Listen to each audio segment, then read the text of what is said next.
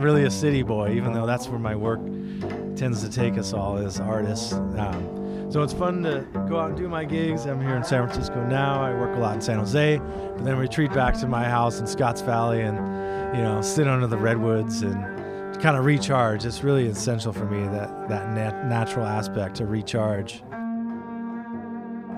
Today's guest was one of the first bassists I met when I moved to the Bay Area, and it's been so fun following with his career and being involved with him at various bass events. We are chatting today with Dan Robbins, who is active in so many groups. I have a list of them here, and there are only some of them. He talks about some, but there are many more. So right now, some of the projects, groups he's involved with, are his improvisational trio, Sourcefield, his funk band, Wasabi, teaching both at San Jose State University and Santa Clara University, Idiot Fish 3, Laurie, Antonioli, Lost American Jazzbook featuring Tammi Brown and the Gary Meek Band, and there are many more on his website, and we have that all linked up in the show notes to this episode. We're going to start this episode off with Christian McBride and Dan dueling. This is awesome, and there is a YouTube video, and you need to watch it, so check out the show notes, and you'll love it. And we're going to finish off with some of Dan playing six-string electric bass. He's such a great guy, he's such a great player, and he's just a sweet, honest person, and I'm just so happy to have him on the podcast. Quick shout-out to our sponsors, A440 Violin Shop, Colstein Music, D'Addario Strings, Upton Bass, Steve Swan String Bass, The Bass Violin Shop, Nkoda, that's spelled Nkoda, and Modacity. More on them later. But here is our conversation with the great and powerful Dan Robbins. Well, it's hot outside, so we're going to play Bernie's tune.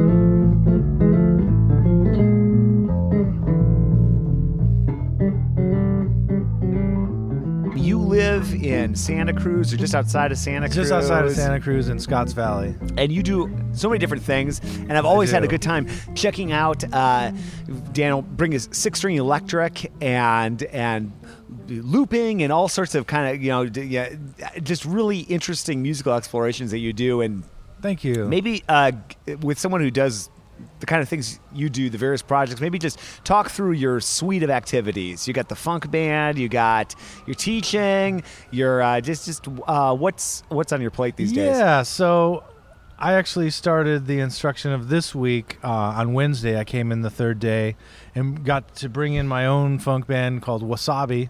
We have a record we recorded 2012 called Wide Open. And that's been a really fun outlet for me. It's a power trio. I play electric bass. We have electric guitar and drums. And we try to evoke as many different sounds and feels and time signatures and effects. And, it's basically a funk rock power trio. Nice. So we both got the giant pedal boards, and we're bringing all of our different influences to the table, from surf rock to, Parliament, Jean-Luc Ponty, let's say, 12/8 African stuff, Larry Graham, just kind of like a whole melting pot, which is kind of interesting. Sometimes the writing process for that band is we just come up with groove parts and we call them nuggets, and the tunes end up being a combination of these different nuggets, and we cram them together, and the time signatures might change or the feel might change, but we always find a way to make them work.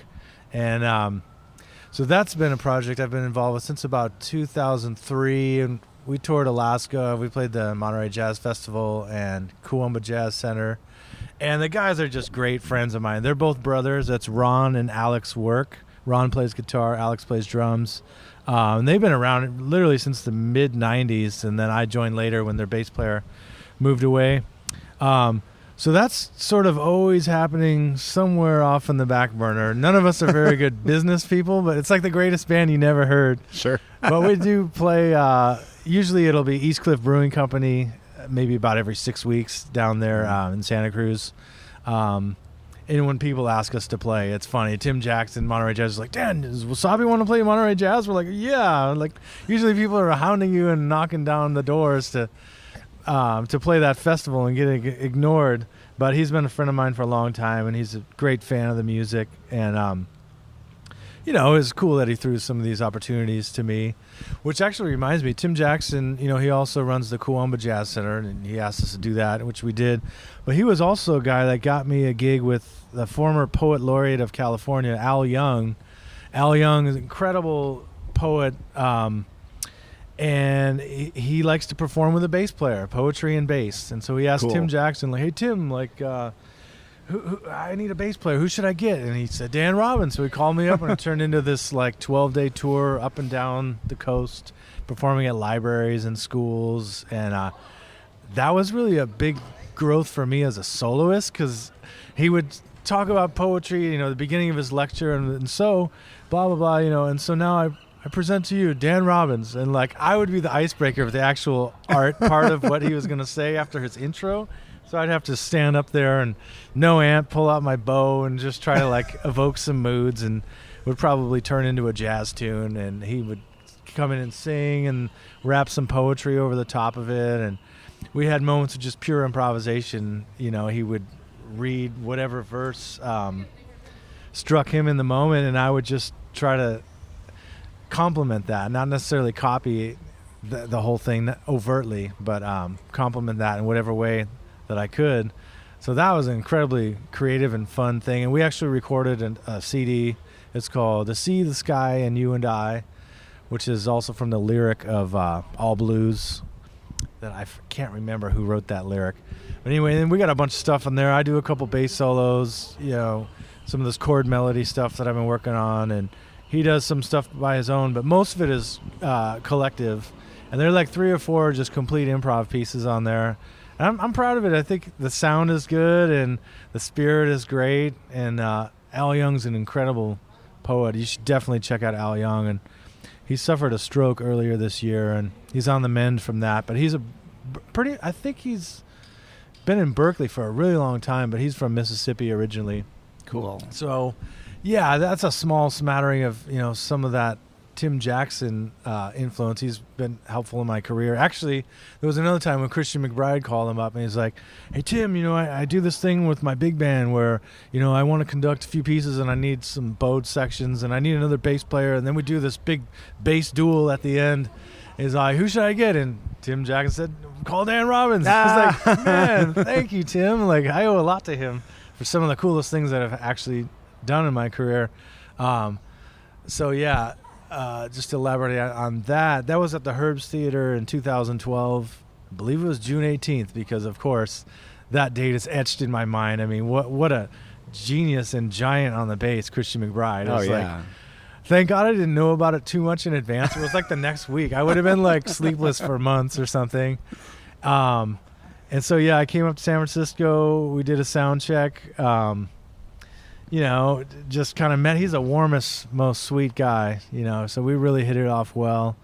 And it was a dream. I mean, it was like a who's who of top call New York people in this big band. We're talking 18, 20 people, Ron Blake, Xavier Davis, Ulysses Owen, Steve Wilson, on and on and on. It's my resume advanced quite a bit from that one gig. And I got to play with Christian, and, there's a video of that somewhere on YouTube. If you check out Dan Robbins Bass.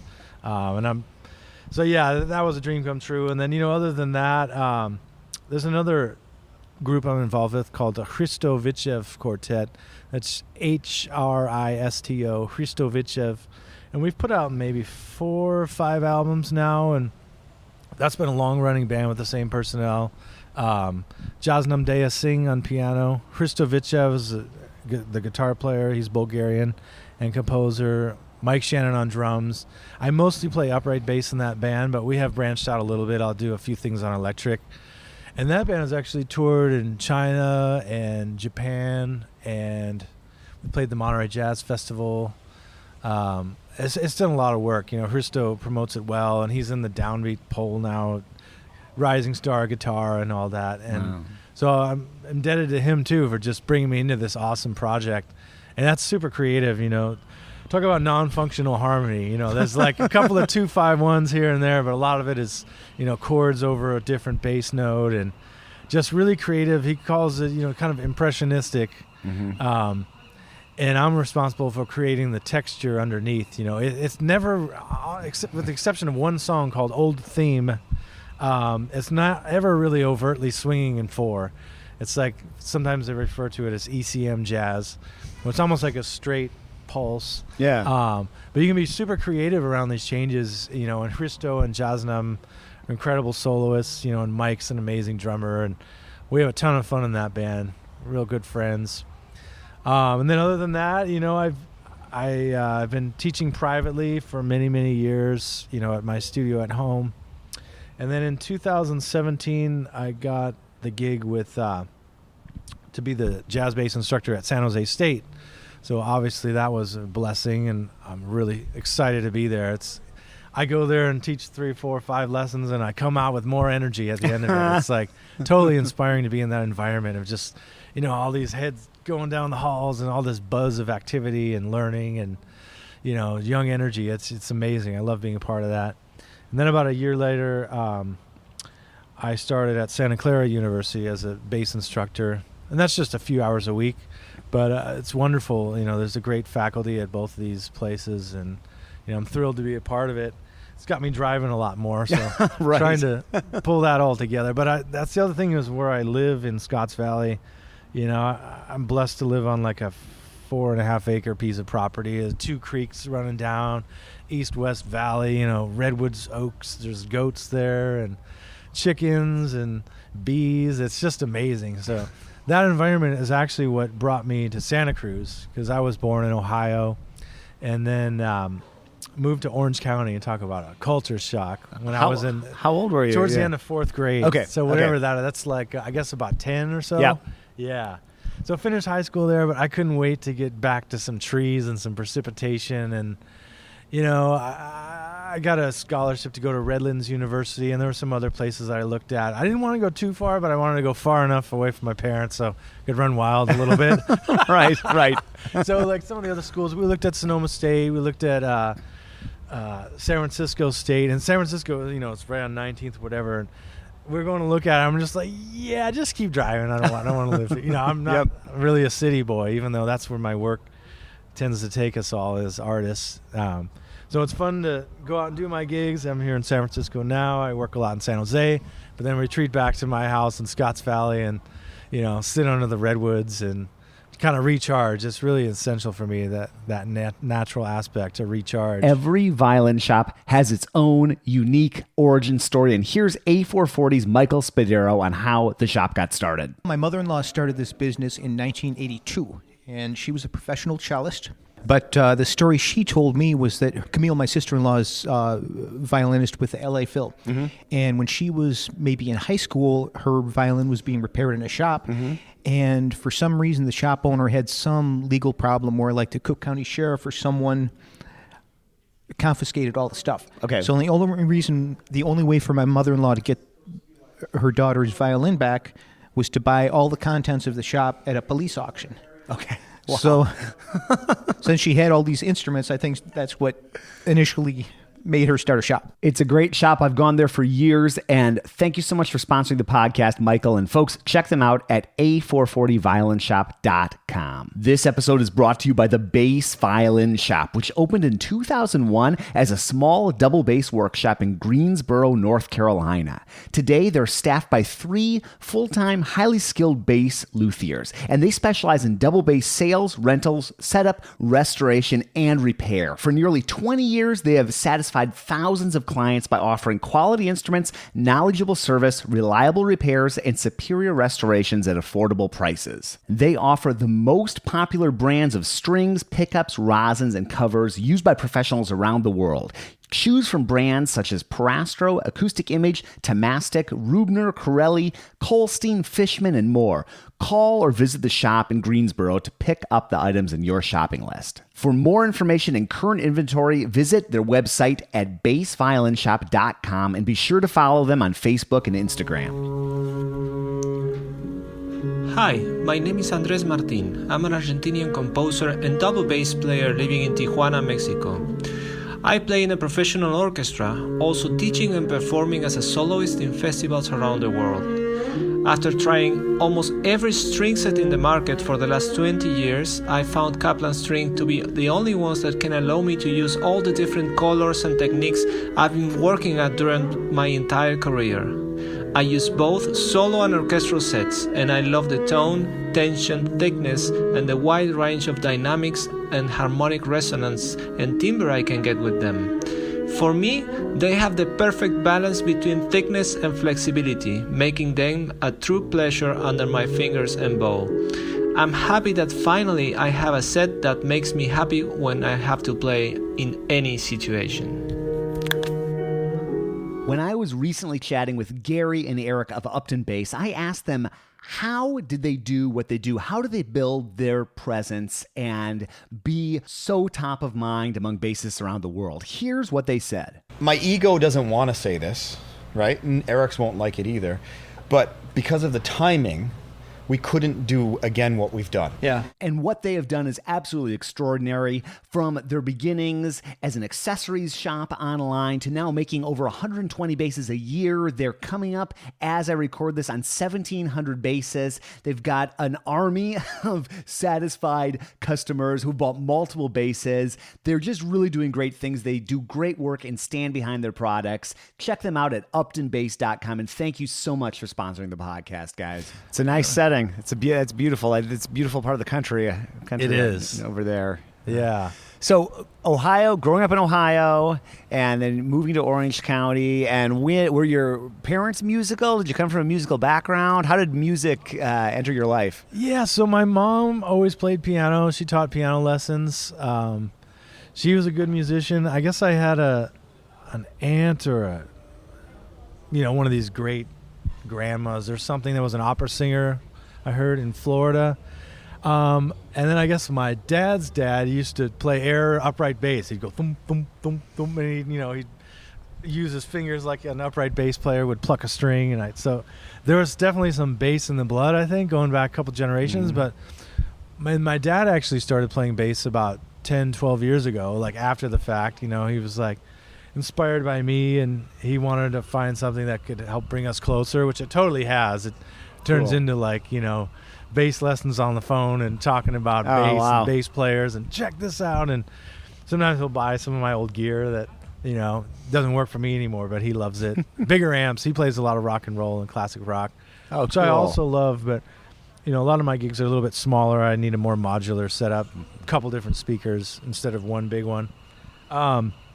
So yeah, music was always totally supported in my family. I started on piano, but I was a terrible student. Like, I would erase the date due and, change it back to the week before so I could repeat the same piece the next week. I did start playing some alto saxophone in second grade in Ohio, and that pretty much gave that up when I moved out to Orange County. I did do a little bit more piano, but then I started playing electric bass. I think it was probably junior high, probably 7th or 8th grade. And I had some friends, and it was way cooler than the keyboard because it was portable. It was rock and roll. It was easy. It was like one note at a time, 4 strings. So yeah, bass is easy, electric bass. We're not talking upright yet. And so then I got into, a lot of us I've noticed in this camp, these bass players, we were into metal and rock. Yep. I cut my teeth playing pretty simple bass lines, but for many minutes on end. Jane's Addiction, Ritual de lo There Habitual. We go. Cool. Has a lot of really cool riffs. Eric Avery is the bass player on that. I was never playing with a pick, but built up some stamina, and then I got into Metallica with my friends and, Cliff Burton, and then Megadeth. And I dipped a little bit into Slayer and Sepultura, and then I had a little goth phase, Sisters of Mercy, The Cure. That was kind of the first time I heard a higher pitched sort of bass sound. Mm-hmm. Simon Gallup with The Cure with the chorus effect, although he played a Fender Bass 6, super narrow spacing, almost like a guitar. And then it almost became I'm not going to say too easy, but I wanted to branch out more, learn more musically. And then I bought the new Real book. I saw that at the store, and I still didn't even really listen to jazz, but I saw this book with all these chord changes in it. And I remember one tune was Early Autumn. It's just something I turned to, and it moves down chromatically. And I was trying to just get through all these notes, you know what I mean? And I would hang out with my friend, late at night, and his name was Damon McJunkin. He was a good friend. He's still around down there. He's park ranger now. But we would try to get through these jazz tunes, but I still wasn't even really listening to it. I would just pick up this book and try to play changes. And then when it came, like I was saying, when it came time to, after high school, to move somewhere, I pretty much just needed some trees, and I wasn't super ambitious about which music school. I was just like, man, I did all this like honors classes and IB and all this super intense high schooling. I was like, I don't really care where I go. I'm going to study music. If I'm going to keep going, I'm going to study music. Like, I don't want to do so much crazy academics, but little did I know there was still that. Yeah. So I ended up in Santa Cruz with the trees, and, I only played electric bass at this point. This was 1994, and they're like, yeah, you can't get a degree on electric bass. You got to learn upright. And I was like, okay, that's cool. And it's kind of interesting. I'd never, ever even seen an upright bass. I don't even know if it was in my consciousness at all. I'd never seen one play live. And I was like, sure, yeah, I'll do that. So, I took to it quickly. I had a good ear, and I could find the notes, So I spent a lot of time trying to catch up with that. Didn't play a lot of electric bass when that was happening. Did a little bit of orchestra, but I feel way more drawn to the improvisation aspect. Yeah. And for me, that was jazz, and later on funk, and rock was early on, but I got into funky stuff later. And there was a while I didn't really play much electric bass. Got sort of a double degree in, not double degree, but half classical and half jazz. And I remember the first time I saw a jazz bassist play live, it was this band. I walked into the place called Mobo Sushi, and there was 2 upright basses and a vibes player, and that was the band. And this guy takes a solo. Later I found out it was Tom Bachhold, who's still, great bass player down in the area. And I was like, wow, that was awesome. And then Stan Poplin plays next, and I was like, wow, that was just amazing. And that was like my first experience live, seeing these 2 great players with vibes. Like, what an interesting group. And, then a total jazz bug just bit me. All I did was play bass, and, any time of the day or night. And then it was a pretty easy transition after school, after college. Everyone needs a bass player, a good bass player. It's kind of a underrepresented instrument. Not underrepresented, but there's more vacancies. There's always a need. There's always a need. Yeah. And so many different styles. I mean, we can play a Root 5 in almost any culture, and it's going to sound that's true. right. That's true. And then you can expand with that. So where was I going with that? Yeah, so then I didn't ever move out of Santa Cruz. I finished in 98, lived in town for a while. I had a really cheap rent situation, was really dumb about saving money. Too bad, because I'll probably be renting the rest of my life, but it's okay. It's like most of us. And then I just would say yes to everything, Played with a lot of different people, slowly inched my way up the totem or whatever you want to call it. Just got better gigs here and there, and I still love small gigs too, but there's a certain price point I have to make to pay all my bills these days. Right. And luckily there's still a lot of creative stuff that I'm involved with that I can make a living at it. I'm really, really grateful. And that's kind of where the teaching came in, is I found out that I really loved to do it, and after a few years of getting used to it and being nervous about it, I just hit a stride with feeling really good about it and really enjoying when somebody gets something, or when you can watch somebody play a phrase and exactly what the problem is, and it just comes with experience. All teachers have it. So that's like super exciting to me. It's like you're improvising during the lesson. You're figuring out exactly what they need. It's like, no, all you need to do is practice that one move right there. Don't play those first 4 notes. Don't try to play the last 4 notes. Just do this. Yeah. These 2, you can really kind of break it down. So that's super fun. And then that helped just sustain my living, and then you get recording sessions, word gets around. I mean, it's a snowball. We all have that. Every trade, everything we do in life, we get better at it, and the work expands, and your name gets out there, and you start to get a call to play with Christian McBride or whatever. Like, what a dream. It's a good call. So, yeah, and then I got those college gigs, and I had a kid along the way about 11 years ago. His name's Milo, and he's a talented little chap. He sings really well and plays a little bit of drums. Oh, wow. We touched upon getting – I did actually buy a half-size bass, but he didn't really take to it. And, so that has moved on, and he's fine with it. But he's still got a piccolo bass. Sometimes when he was really young, he'd like just strum all the strings. I was like, oh, my God. Low E, A, D, G. Okay, that's pretty muddy. I'll put piccolo strings on there. That's funny. So that's what I did. So he can strum that. It's not quite so jarring. There is this mode in my practicing app, Modacity, which I totally love. It's called Deliberate Practice, and it's such a cool feature. Here's Modacity founder and CEO Mark Gelfo on how this works. One of my pain points as a musician was like not really having a method to generate reliable improvement. And deliberate practice is like the scientific method for music practice. So what you do is you identify the one thing that you want to improve, be it articulation, intonation, emotion, comfort, whatever it is you want to improve, and brainstorm or choose one of the pre-suggested strategies for that area of improvement, and then test it out.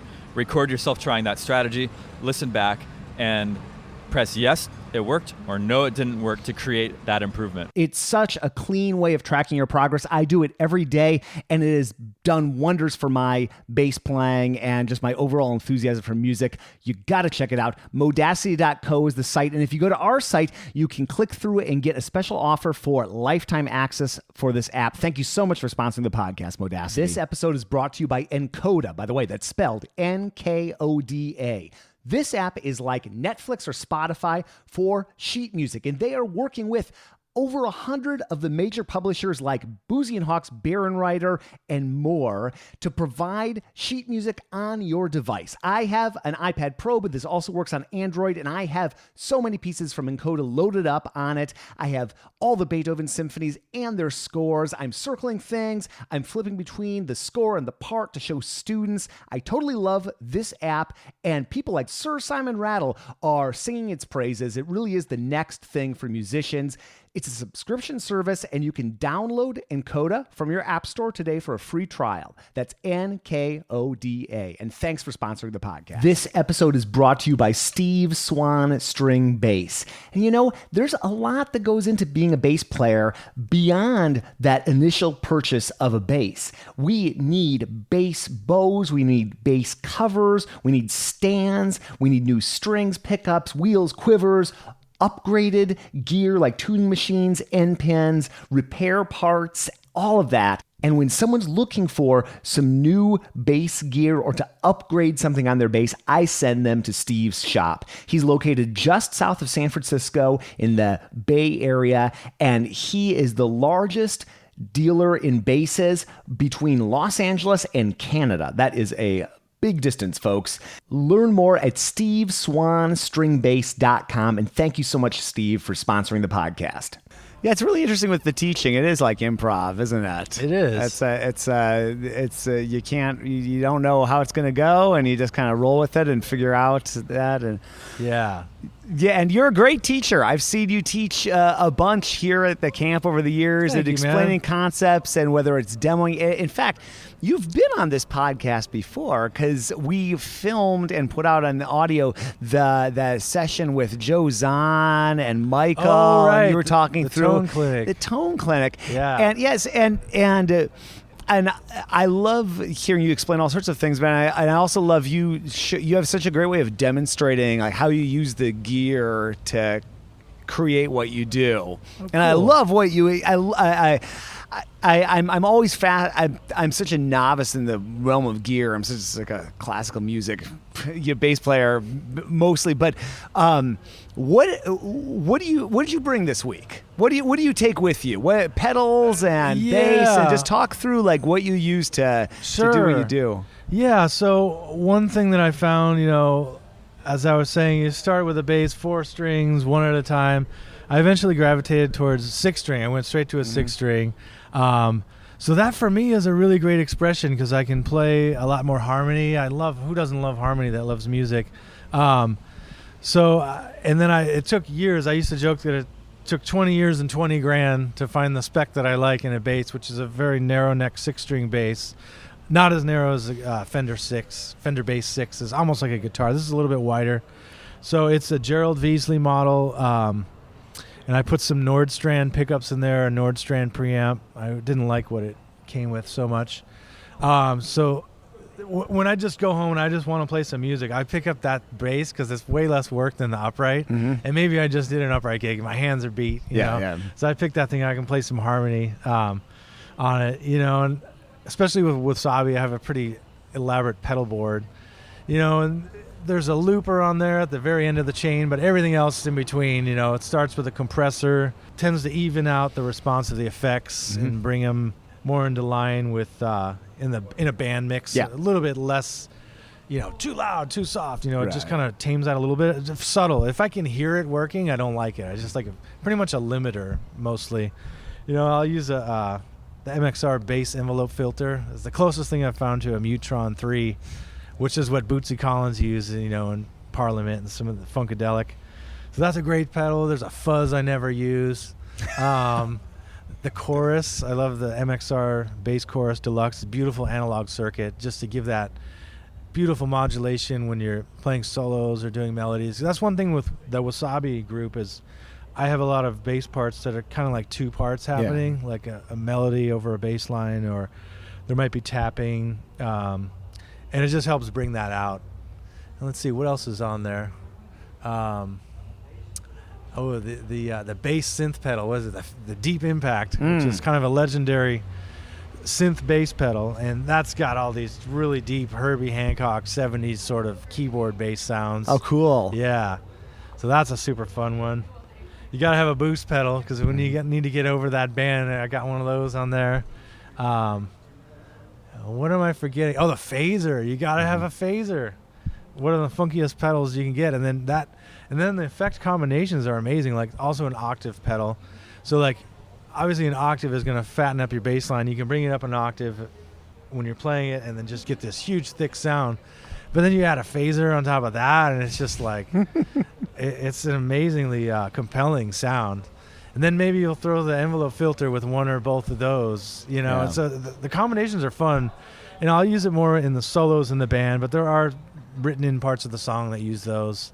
And since I came up here in a car that had a limited trunk space, I took a small modular amp. I've been talking about how I use this smaller amp. And this Gensler, it's called the Acoustic Array Pro. It's a 10-inch speaker. It's a 2-channel combo. And there's 4 2.5-inch speakers in a line array, top to bottom. And it's a slanted cabinet. So there's a lot of cool advantages there. Not only is it compact, and then I have another speaker cabinet that's the same thing, so I can have 2 10s with 8 of these 2.5s, and they both are slanted up, so there's this little mini tower rig of slant back doom. It's pretty awesome. And having 2 channels is great because, you know, one for the upright, one for the electric when I need it. And then speaking of upright, I've gravitated towards more strings. This time a high C only. Yep. Probably if I could have a 6-string upright and make it work, I probably would try to do that maybe someday. But yeah, for me, upright, like the low E is already so big and bottomy that I don't feel as much of a need to go too much below that. Like it'd be nice. Someday I'll get an extension maybe. Yeah. But I've gravitated towards the upper string, the high C, just for more availability to play harmony and chords, you know. I do chord melody stuff on upright also. And that's just a 1939 K bass. I like to say laminated to be nice, not ply. Or somebody else called it, I heard today, Lammy. It's a Lammy. It's a Lammy. It's a Lammy. I love that. It sounds great, though. You were It's just a good bass but song. Dan was just jamming with Brian Bromberg last night on the concert. They're trading solos, and I love hearing you tear it up on that thing. It's great. Thanks, man. My axe is not quite as low as Brian, but I gotta compete somehow with him. He's amazing. That's another like pinch me moment. Like, wow, got to play with Brian Bromberg for a second there. It's a cool career you've got. It's really pretty diverse. It's great to see it to see it evolve, and you could do worse than Santa Cruz. That's for sure. I love that town. Yeah. That's like such an interesting spot of California. Yeah, It's it really great. is. the oceans and the beach and just the fresh air. Got a lot of friends there going back a long time. And Monterey's close. Monterey's beautiful. There's a lot of gigs down there. It's close enough to a city center that, I don't have to drive too far most of the time, and I can stay working. But yeah, just I feel really grateful to have a lot of different, I'm not just going to call them streams of income, but a lot of different irons in the fire. And I think in this day and age, you really have to be diverse as a bass player. Like, it's pretty rare that you can just do one gig, unless you're like John Patitucci, touring with Wayne Shorter, all year round or something. I mean, there is that level. But honestly, like, I don't think I want to live in an airport and on an airplane. Like, I enjoy it when I do touring in small stints. Yeah. But I love coming back home to recharge. It's beautiful. And go do some other projects. Like, even when I do a tour for 10 days and we play the same music for 7 or 8 nights in a row, I just want to come home and, like, play some standards or something, Like, I like the diversity. The one downside of that is it's challenging to, like, always be putting your best foot forward because you're so diverted into all these different things. So, it would be a nice luxury probably to just be in one project that's touring for years or whatever. But as I just said, the downside of that is maybe it wouldn't be as creatively fulfilling in the diversification of it. You know what I mean?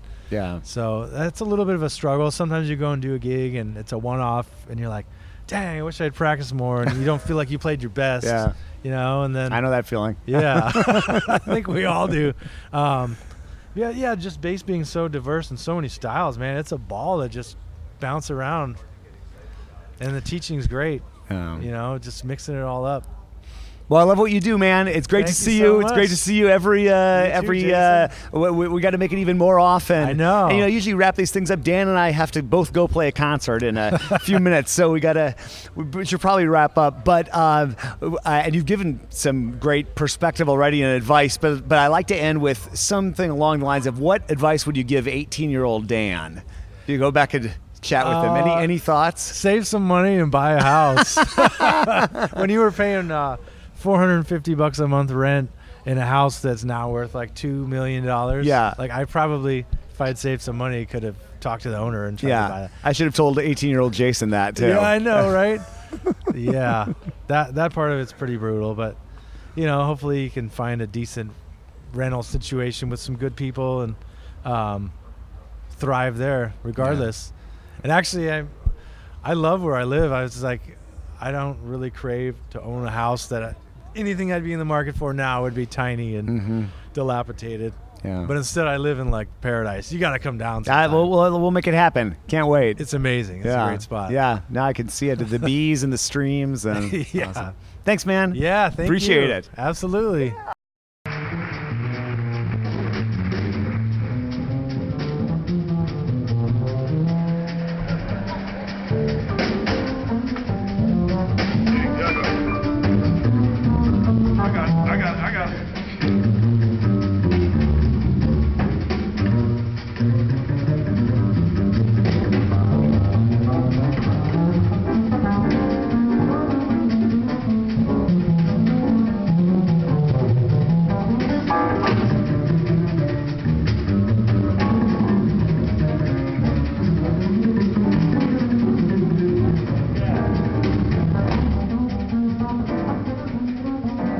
Thank you so much. So great to chat with you. That was at the Golden Gate Base Camp.